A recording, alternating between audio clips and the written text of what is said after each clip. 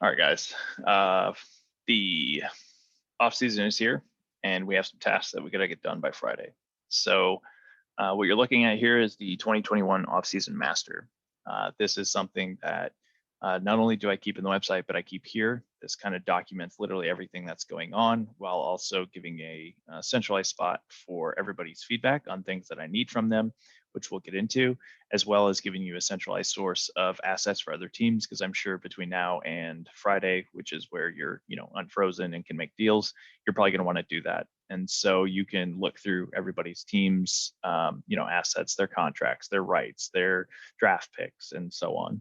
The only thing that this doesn't include is the PDP, that prospect draft pool, which there's a thread out there on the main Twitter account for Fantasy Syndicate that kind of explains that.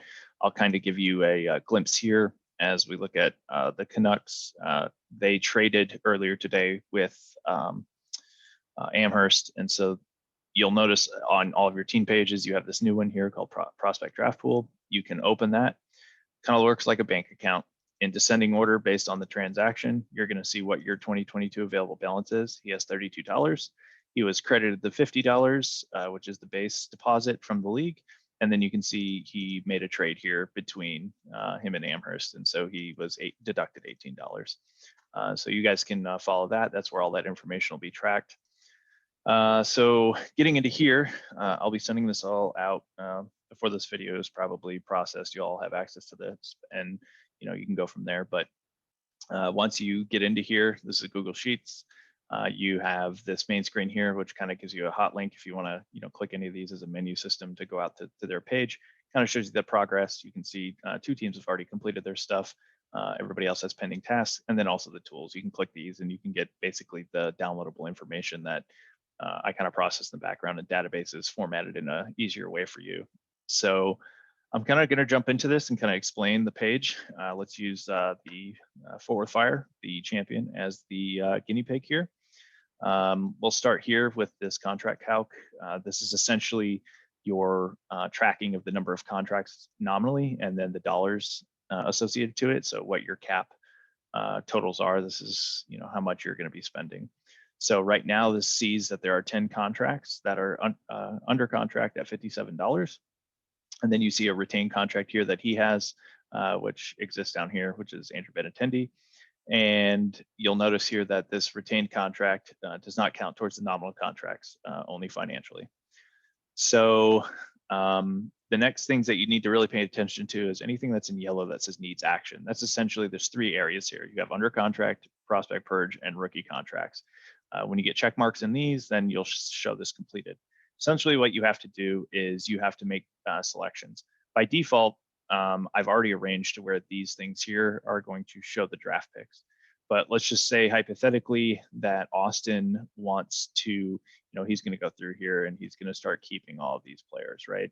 I need to just know essentially that you're keeping versus DFAing. I know it's kind of stupid, but it helps with the automation side of this.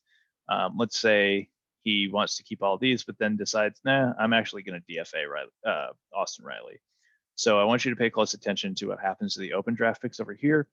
It opened up this slot because it took away a contract from here. So you'll automatically know anything in green are open draft picks that you'll be making. Anything in red are going to be draft picks that you will be tossing, meaning these would be associated to the contracts here. So these are your quote unquote keeper picks.